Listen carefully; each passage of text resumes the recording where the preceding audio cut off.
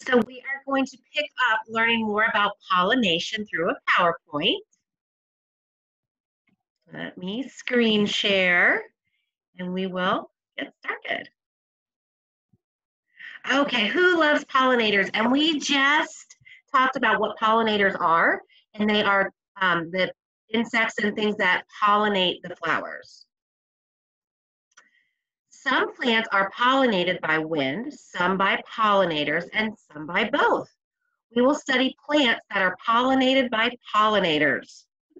I like that word. It's funny. Why do we care about pollinators anyways? Do you like butterflies? Do you like hummingbirds? I do. Do you like bees? Do you like to eat? I do. Pollinators help us grow food. I stay busy helping plants make your food, says the bumblebee. What are the pollinators? Bees, butterflies and moths, and other insects like flies, beetles, and wasps, and other critters, especially birds. Do you remember that cool fact about butterflies, about their feet? Okay, so here on this screen, it's showing us all these different types of pollinators, and they're already circled for us.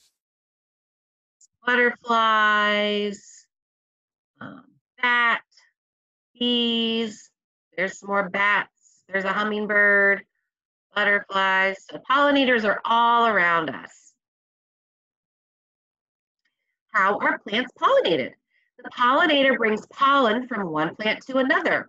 And this is a zoomed in photograph of a bee with the pollen stuck to him, because remember, he's covered in little hairs.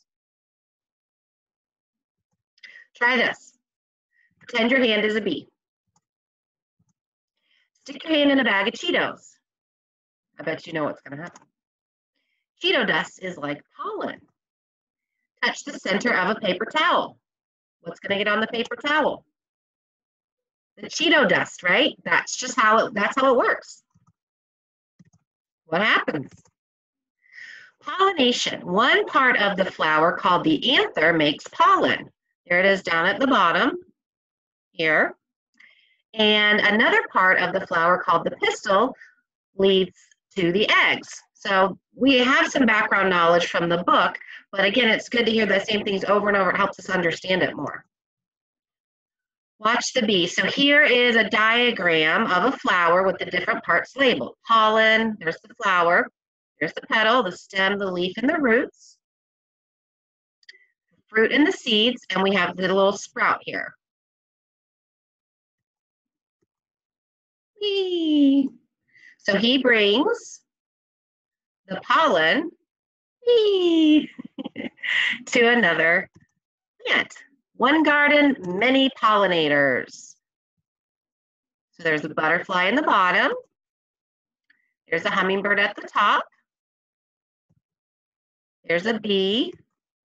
And is that a beetle, maybe? Can't tell. Okay, bees like be colorful. Pollinators like color. Plant lots of different colors, use reds, purples, yellows, and whites, and have colors all year. That way you'll get a lot of pollinators around. Bees and butterflies like pink, purple, and yellow. Didn't know that.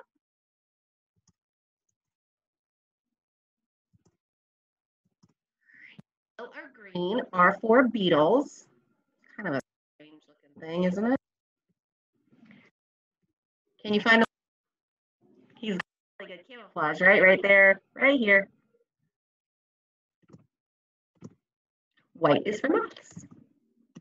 Why do we like bees? You might not like bees, but why should we like bees? They help grow our food. They are too busy to sting us, usually, unless you're kind of messing around with them.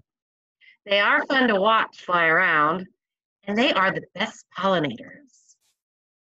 Yes, I'm number one. One bee can pollinate 5,000 fruit flowers in a day. Wow, that is a lot. Yummy. So what you're going to do tomorrow is we're going to read a passage. I'm going to read part of it, and then you'll read part of it independently. And then you're going to answer some questions on it. And your option today, optional, if you want to keep learning about bees and pollination, go to Epic Books and read some more books about bees or pollination, or research bees, and then you can see lots of pictures and stuff. Ask mom or dad, maybe you can YouTube some bee videos, but ask them first, right? Okay, we'll see you tomorrow to learn more about bees.